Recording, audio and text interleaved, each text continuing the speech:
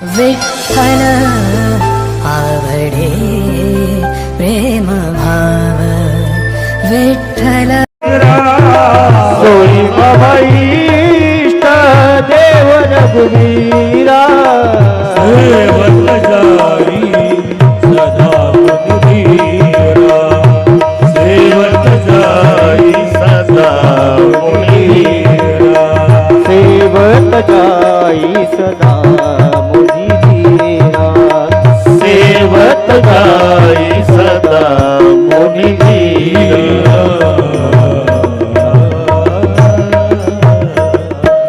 जासु कथा कुंभ जरसी गाई. आपण ज्यांची कथा अगस्ती मुनीकडे श्रवण केली ना सती, ते माझं इष्ट दैवत राम.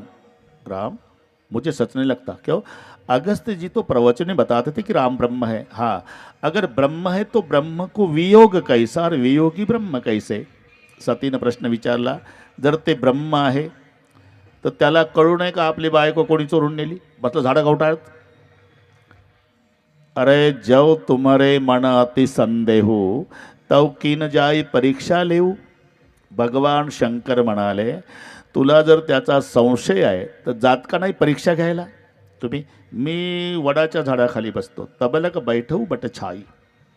आता भगवान शंकरजी वटवृक्षाच्या सावलीत बसले आणि सती रामचंद्राची परीक्षा घ्यायला निघाल्या.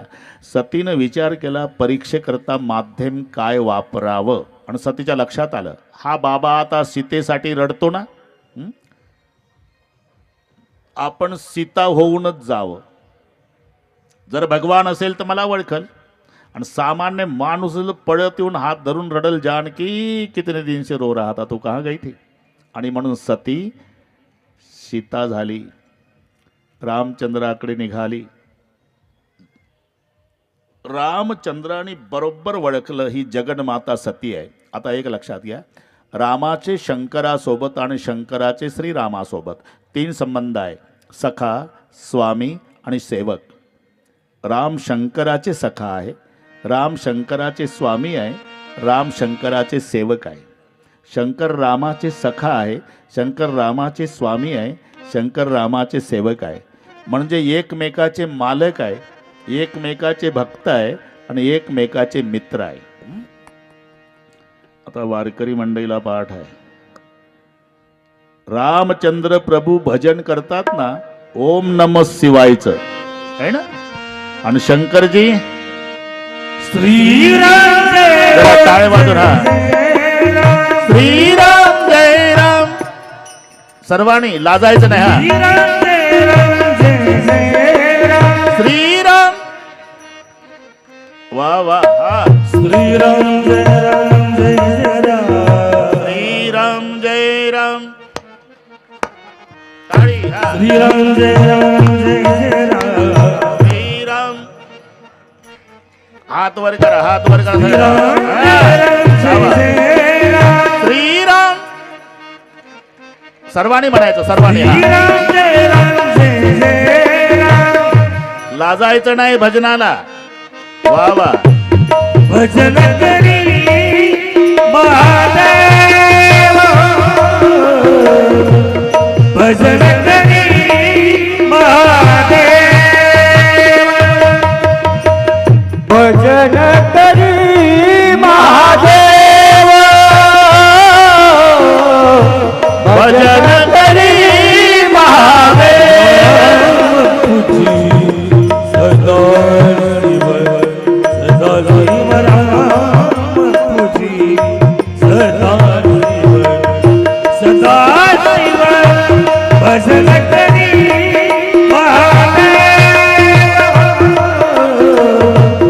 भजन करी महादेव. राम तुझी सदा शिव राम पूजी सदा शिव, सदा शिव भजन करी महादेव, भजन करी महादेव. श्रीराम जय राम.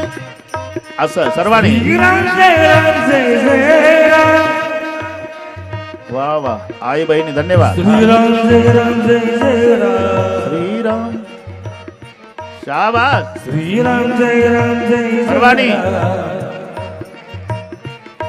चा- श्रीराम जय राम जय जय राम श्रीराम जय राम जय जय राम हा, संत भगवान बाबा नाचत असे माझे लेकर कसं भजन करतात हा? हा, हा. श्रीराम जय राम जय जय राम श्रीराम जय राम जय जय राम श्रीराम जय राम जय जय राम श्रीराम जय राम जय जय राम जय जय राम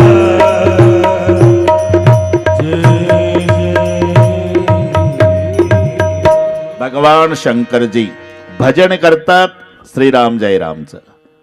रामचंद्रजी भजन करतात ओम नमः शिवायचं.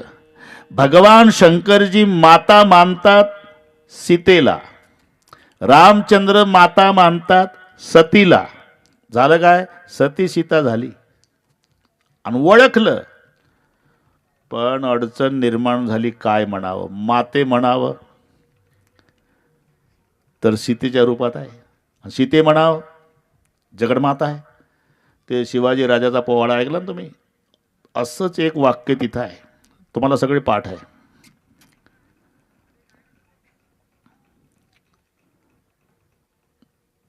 गोंधळी म्हणावं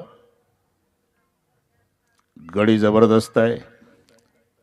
नाही म्हणावं वेश गोंधळ्यांचा आहे. राम राम कुठनं आला? तुळजापुराहून. बस तिथला असला प्रकार इथे. सीते म्हणावं माता आहे आणि माते म्हणावं तर सीता आहे. म्हणून रामचंद्र प्रभूची हुशारी पहा. सीतेही म्हटलं नाही मातेही म्हटलं नाही. नमस्कार केला आणि मुखातून शब्द निघाले, अच्छा तो मेरे पिता शंकरजी काय. फार आईस्क्रीम झालं सतीचं. लक्षात आलं या बाबानं मला ओळखलं. फक्त मम्मीच म्हणायचं शिल्लक ठेवलं. बाकी डॅडीचं नाव घेतलं. मेरे पिता शंकरजी का. ही हुशारी आहे. आता घाबरून गेली सती. भयभीत झाली. डोळे मिटले खाली बसली. डोळे उघडले तर राम लक्ष्मण सीता तिघं दिसतात. पुन्हा डोळे मिटले उघडले. पुन्हा बघितलं रामचंद्र झाडं कवटातात. लक्ष्मण समजूत घालतात. पुन्हा डोळे मिटले उघडले. राम सीता सिंहासनावर 33 करोड देवता सेवा करतात. पुन्हा डोळे मिटले उघडले. आता कोणी नाही. आता भयभीत झालेली सती महादेवजीकडे यायला निघाली. अंतर्यामी शंकरजीला कळालं ना. थोडस मांडी घाला मांडी घाला. पुढची मंडळी मी भागून घेतो हा 5-6 दिवस. मांडी घाला. असेल त्याच्यासह नसेल त्याच्याशिवाय. नाही तर माझ्यासोबत चला. कसं असते ते बस समजू शकतो. बस आनंद लुटायचा आपल्याला कथेचा. आणि पुढची जर अशी बसली तर मग वाटते आळसले लोक आपलं घ्या उरकून नाही का. प्रसन्न चेहऱ्याने बसा. काही ठिकाणी बसण्याच्या पद्धती आहे. 10व्याला गेल्यानंतर किती आनंद झाला की बरं झालं कटकट मेली तरी उदास होऊन बसायचं असते. कुठं? 10व्याला. पण कथा कीर्तनाला घरचं कोणी मेलं तरी प्रसन्न. तर त्यांच्यापासून शिका. ते मोहाचा रस पिणारे केवढ्या आनंदानं पितात भाऊ. मोहाचा रस ग्लासाला ग्लास लावून चेअर. मग माझा प्रश्न आहे, मोहाचा रस जर एवढ्या प्रेमानं घेत असेल ते लोक तर आपण अमृताचा रस कसा घेतला पाहिजे? खरं सांगा तुम्ही. अमृत जयास फिके पुढे. आनंद लुटायचा आपल्याला. भगवान शिवजी अंतर्यामी महादेवाला कळालं. जाणे अंतरीचे सकळ नारायण की हे माझ्या आईच्या रूपात गेली. कारण भगवान शंकर सीतेला माता मानतात. माझ्या आईच्या रूपात गेली. खोटं बोलणार आहे. हिच्यासोबत आता संबंध पत्नीचा ठेवता येणार नाही. शंकरराव अडचणीत आहे. पण जशी सती आली शंकराने विचारलं कशी काय घेतली परीक्षा? कचून परीक्षा नाही घुसाई. परीक्षा वगैरे काही नाही घेतली. कशाला गेलती? तुम्ही इथून नमस्कार केला का नाही? हां मी जवळ जाऊन पाया पडली. धडधडीत खोटं. लक्षात आलंय खोटं बोलते आहे. भगवान शंकर आणि सती दोघंही कैलासाकडे निघाले. मनोमन प्रतिज्ञा महादेवानं केली की ही सती या देहात आहे तोपर्यंत मी हिच्यासोबत पत्नीत्वाचा संबंध ठेवणार नाही. आकाशवाणी झाली, धन्य हो शिव जी, आप जैसी प्रतिज्ञा करने वाला दुनिया में दूसरा कोई नहीं. सतीनं विचारलं, अशी कोणती प्रतिज्ञा तुम्ही केली? तर आकाशवाणी झाली. महादेवाला वाटलं हिला जर म्हणावं तुझा त्याग केला तर हिला दुःख होईल, म्हणून विविध इतिहासातल्या गोष्टी सांगत सांगत सांगत सांगत भगवान शंकर आणि सती कैलासावरती आले. नेहमीच डाव्या भागाला बसायचं जे आसन होतं ना सतीचं, स्वतः महादेवानेच उचललं पुढे मांडलं. सांगितलं देवी सामने बैठो. याला कृतीतून त्याग म्हणतात. सतीच्या लक्षात आलं की डाव्या भागाला बसण्याचा माझा अधिकार संपला, म्हणजे शिवानी माझा पत्नीत्वाचा त्याग केला आणि शंकरजीला समाधी लागली. बरेच वर्ष त्या समाधी काळात एक घटना घडली. दक्ष राजाला प्रजापती पद प्राप्त झालं. आणि पद आणि मद हे शब्द जवळजवळचे आहे. पचा म करायला खर्च येत नाही. पच्या डाव्या कोपऱ्याला फक्त एक शून्य लावा, लगेच त्याचा म होतो. पद वाईट नसतात. शून्याला अहंकार म्हटलंय, पदाचा अहंकार वाईट असतो. आणि व्यक्ती जेव्हा पदाचा अहंकार धारण करतो तेव्हा त्याचं रूपांतर मदात होत असतं. म्हणून दक्ष राजाला प्रजापती पद प्राप्त झालं. आता एक दिवसची घटना. ब्रह्मसभेमध्ये सर्व देवता बसलेले आहे. ब्रह्मसभा, ब्रह्म विष्णू महेश 33 कोटी देवता आणि प्रजापती पद प्राप्त झालेले दक्ष राजे त्या सभेत येतात. नियम आहे, प्रजापती आल्यावर सर्वांनी उठून उभं राहायचं आहे. ते पदाला महत्व आहे, लक्षात घ्या. पदाला महत्व तुम्हाला माहिती आहे ना. साधी व्यक्ती विधानसभा अध्यक्ष, धोत्र, नेहरू सदरा, टोपी, जॅकेट, चष्मा, हरिभाऊजी बागडे आता तिकडे झाले. तेव्हा विधानसभा अध्यक्ष होते आणि आमचा नागपूरचा देवेंद्र भाऊ मुख्यमंत्री. पण शर्टिंग करून आमचा भाऊ असायचा तरी उभं राहूनच बोलायचा. आणि बागडे साहेब बसा खाली, थोडं प्लीज प्लीज नाही, बाकीच्यांचं ऐकायचं आहे, बसा खाली. मग धोतरवाले हरिभाऊजी आमच्या शर्टिंगवाल्या भाऊला बसा खाली. पद आहे, लक्षात घ्या तुम्ही ते पद. तशी विधानसभा, लोकसभा आपलं चाललंय हे ब्रह्मसभा. थोडी एक मिनिटात सगळे सांगतो मी. त्या पदाला एवढं महत्त्व असतं. आपण तुम्ही पाहिलं असेल टी व्हीला, एकदा लोकसभा अध्यक्ष बालयोगी झाले होते, बालयोगी. आणि एकदा निवड झाल्यावर त्यांना त्या सन्मानाने पोचवायचं असते सिंहासनापर्यंत. त्या मंडपाच्या गेटपासून सिंहासनापर्यंत दोघं पोचवतात, एक विरोधी पक्ष नेता आणि एक पंतप्रधान. एवढं लोकसभा अध्यक्षाचं पद महत्त्वाचं आहे. तेव्हा एका भागानं अटल बिहारी वाजपेयीजी चालायचे आणि एका भागानं विरोधी पक्षनेत्या सोनिया गांधी, मध्ये बालयोगी. याच्यावरून समजा म्हणजे अख्खा भारत स्वागताला आहे की नाही. आणि मग त्यांच्या सिंहासनावर बसवल्यानंतर नमस्कार करायचा दोघांनी, पंतप्रधानाने आणि विरोधी पक्ष नेत्यांनी. मग आपल्या जागेवर जाऊन बसायचं. ते विधानसभेचं झालं. आता सांगितलं हे लोकसभेचं झालं. आपलं चालू आहे ही ब्रह्मसभा. एवढं लक्षात घ्या. आणि ब्रह्मसभा अध्यक्षच म्हणा म्हणजे दक्ष महाराज प्रजापती. आणि प्रजापती सभेत आल्यानंतर सर्वांनी उठायचं स्वागताला, हा नियम आहे. दक्ष राजे आले, सर्व उठून उभे राहिले, फक्त तिघं बसलेले, ब्रह्म विष्णू महेश. आणि जे मानाला हपापलेलं असतं का नाही, ते ऑफिसमध्ये गेल्यावर किती उठले इकडे पाहत नाही, कोण बसलं तिकडे डोकं चालवतं. दक्षाचं लक्ष केलं, तिघं बसले, ब्रह्म विष्णू महेश.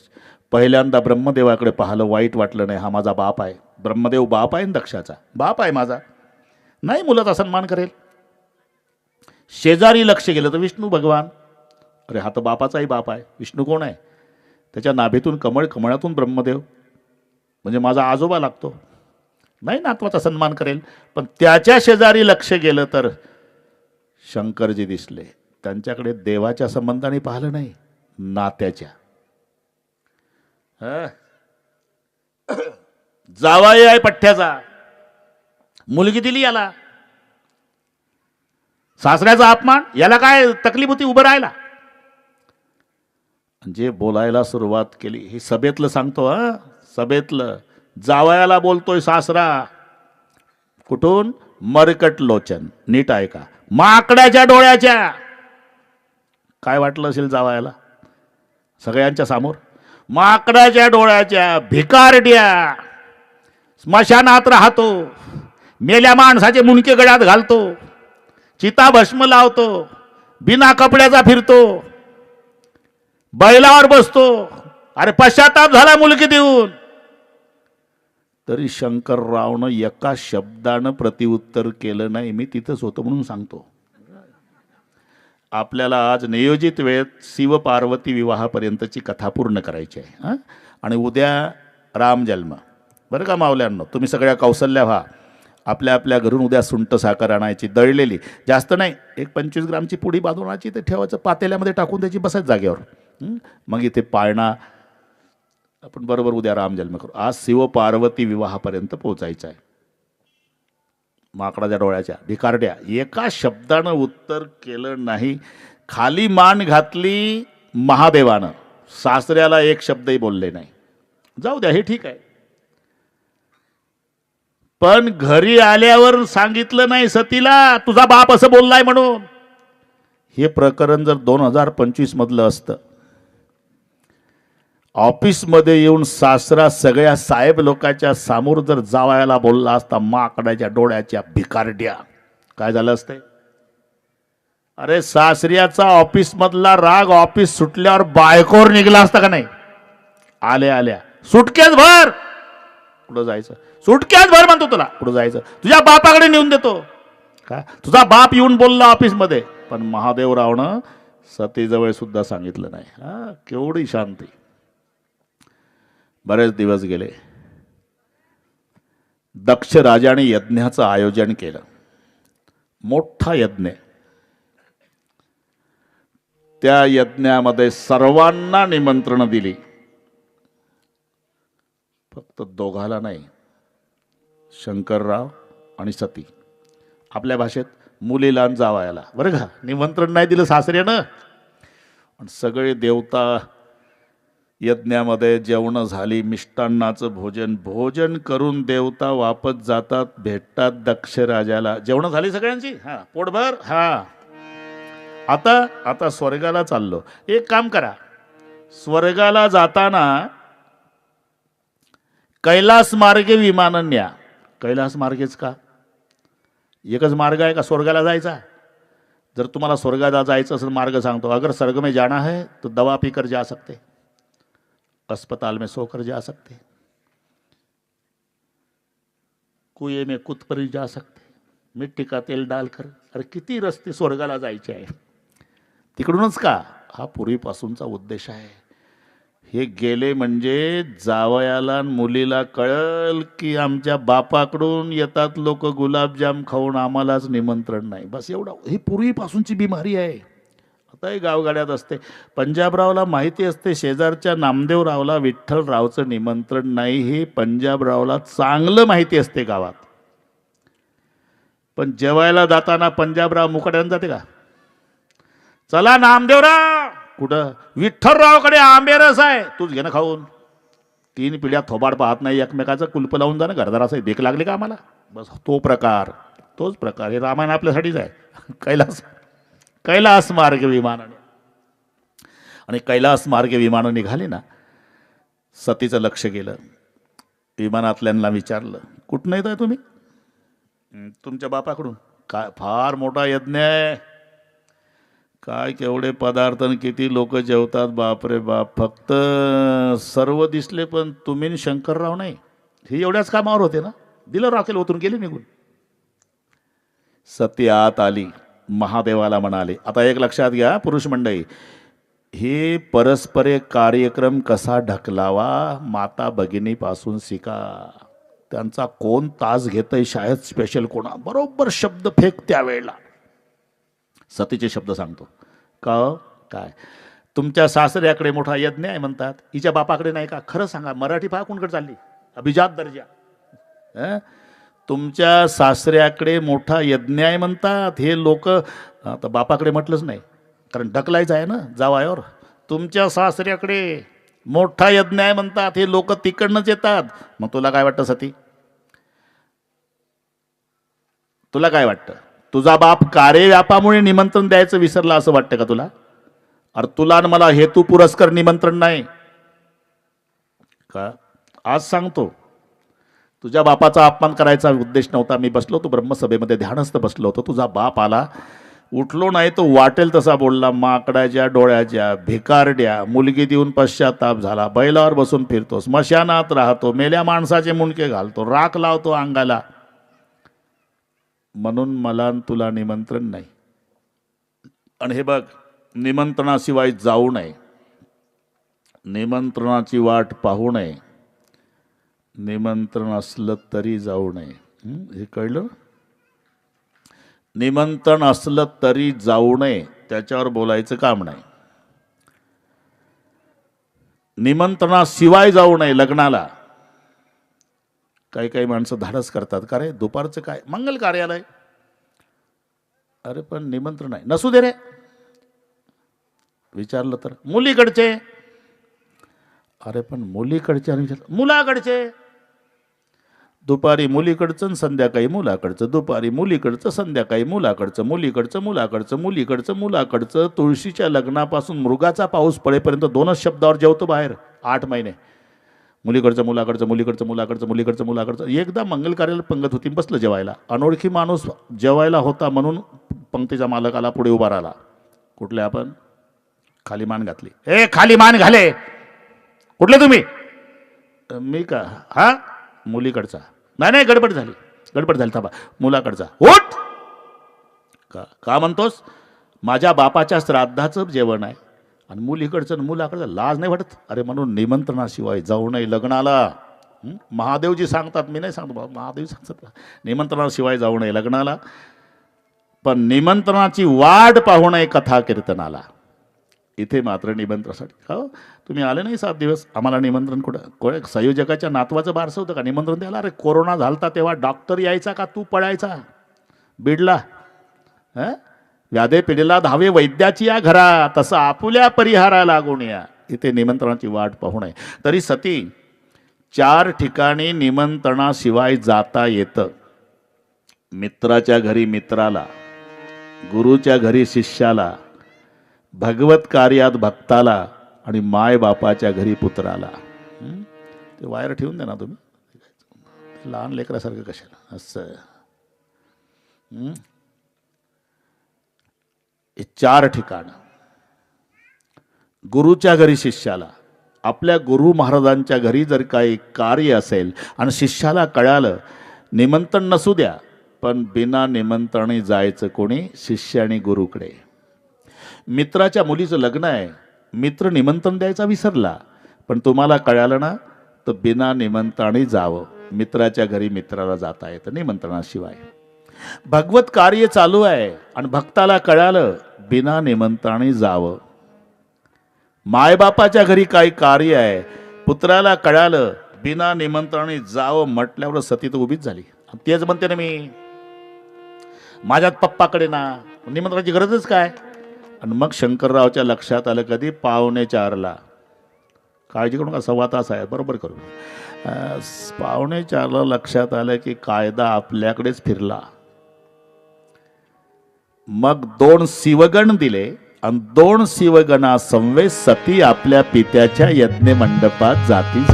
भवन जब गई भवानी, पिता भवन जब गई भवानी, पिता भवन जब गई भवानी, पिता भवन जब गई भवानी, तत्त्रास काहुन सन्मान, तत्त्रास काहुन सन्मान, दक्षशास काहुन सन्मानी, दक्षशास काहुन सन्मानी.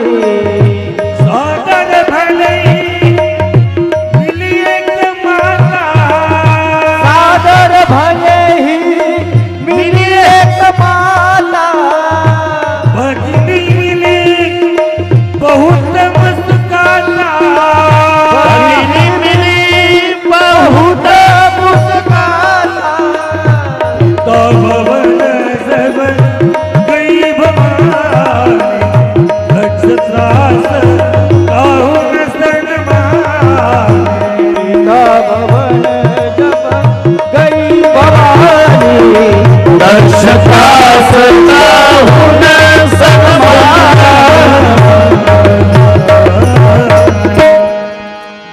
शिवगणा समवेत सती आपल्या पित्याच्या यज्ञ मंडपात जाती झाली.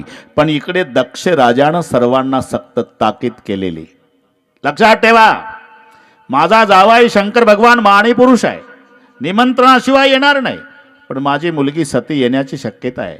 सती मंडपात आल्यानंतर तिचा जो सन्मान करेल, तिच्यासोबत जो बोलेल त्याचा शिरच्छेद करण्यात येईल. आणि म्हणून सतीचा कोणी सन्मान करीत नाही, घाबरू नये सगळे. सती आली, महाद्वारात आली, पुढे मंडपात आली. तिच्या बहिणी भेटल्या. सतीच्या बहिणी श्रीमंत घरात दिलेल्या होत्या आणि त्या उपेक्षात्मक बोलू लागल्या. सती, काय ताई चालत आली का बैलावर आली बसून? तिच्या मिस्टरकडे काय इंडिक आहे का? लाजून गेली बिचारी. दुसरी बहीण पुढं आली. सती, काय तुझ्या मिस्टरच्या डोक्यावरचं पाणी पडायला थांबलं का? पडतंय पाणी. एक तिसरी बहीण पुढं आली. सती, काय बंगला बिंगला बांधला का? अजून तिथंच राहतो जिथं माणसं विनाकारण गर्दी करत नाही. हे मराठी कळते तुम्हाला? पुन्हा एक आली. सती, काय कपडे गिपडे घालतो का? तसाच फिरतो पहिल्यासारखा. पुन्हा एक आली. सती, काय सध्या तुझा मिस्टर कोणत्या कंपनीचं पावडर लावतो? तर ते मेल्या माणसाचं भस्म लावतो ना. याला म्हणतात भगिनी मिली बहुत मुस्काता. जेवढ्या बहिणी होत्या सतीला टिंगल करू करू विचारू लागल्या. पण पुढे ऐका, सादर भली मिली एक माता. माय मात्र कायद्याला घाबरली नाही, मोठ्या प्रेमानं भेटली. तिचं नाव प्रसूती. सतीच्या आईचं नाव प्रसूती. प्रेमानं भेटली. आणि प्रेम त्यालाच म्हणतात ज्याच्यात भय नसते. भय असेल तर समजायचं प्रेम नाही, तो प्रेमाचा नाटक आहे. आणि असं प्रेम करणारं जगात एकच पात्र आहे मावल्यांना, तुम्हाला सांग, त्याचं नाव माता आहे. लेकरू आडवा आलं, दवाखान्यातली गोष्ट, गडबडाला होती, प्राण जाण्याची वेळ आली, डॉक्टर घाबरून जातात. डॉक्टर बाहेर येतात. पाटील इकडे यावं. अवघड आहे व दोनपैकी एक जगेल. बाळ नाही तर बाळाची आई, वेळ कमी आहे, सांगा लवकर काय करू? पाटील म्हणतात, डॉक्टर मेलं तरी चालेल लेकरू, मंडई जगवा. मंडई जगवा. तेव्हा डॉक्टर आत येतात. तुमचे अनुभव असेल. ती मावशी गडबडा, मावशी मी डॉक्टर असलो तरी मलाही आई आहे, अंतकरण आहे, मलाही सुखदुःख कळतं, पण काय करू, धर्मसंकटात आहे मी. तुम्ही जगाल नाही तर तुमचं बाळ पाहिजे असेल तर तुम्हाला जावं लागतं, प्राणास मुकावं लागतं. आणि तुम्हाला जिवंत राहायचं असेल ना मावशी, तर मी बाळाचे तुकडे तुकडे तुकडे तुकडे करून बाहेर काढतो. वेळ कमी आहे, बोला लवकर सांगा काय करू. त्यावेळेला ती माय तुळशीची माळ दाखवते डॉक्टरला. हे पहा डॉक्टर, आमच्या माहेरची परंपरा, आमची आजी वारकरीन खांद्यावर झेंडा घेतला की आळंदी पंढरी, आळंदी पंढरी, आळंदी पंढरी. आणि असा नियम होता आमच्या माहेरचा. 12 दिवसाचं लेकरू झालं का तुळशीची माळ घालून द्यायची. माझ्या आजीनं मला माळ घातली तेव्हा मी 12 दिवसाची होती. म्हणे डॉक्टर, आजी मेली माझी, पण तिची आठवण आली. तुम्ही विचारता म्हणून सांगते डॉक्टर. माझ्या पांडुरंगाची, माझ्या आजीची, माझ्या तुळशीच्या माळेची शपथ घेऊन सांगते डॉक्टर, मी मेली तरी चालेल, फक्त माझ्या कुळाचा देवा जगवा. याला म्हणतात प्रेम, जिला मरणाचं भय वाटत नाही. मी का सांगतो हे? सक्त ताकीद केली राजा दक्षानं. जो सतीचा सन्मान करेल त्याचं मुंडकं तोडण्यात येईल, पण माय नाही ना घाबरली. याचं नाव प्रेम आहे. सादर भली मिली एक माता. आणि एक लक्षात ठेवा मावल्यांनो, माहेरचा आनंद कुठपर्यंत आहे? माहेर गरीब का श्रीमंत याच्यावर आनंद नाही, माय मेली का जिवंत, बरे का, याच्यावर आनंद असतो. नाहीतर परिस्थिती बिकट असू द्या, तेही मोलमजुरी करणारा माहेर आहे, मोलमजुरी करणारा सासर आहे. पण 80 वर्षाची माय झोपड्यात 2 दिवसापासून काही खात नाही, एवढंच म्हणते मुलाला. 80 वर्षाची आहे. कोणीतरी जा रे, माझा लेकीच जीव गुंतला बाबा, तिला बोलवा.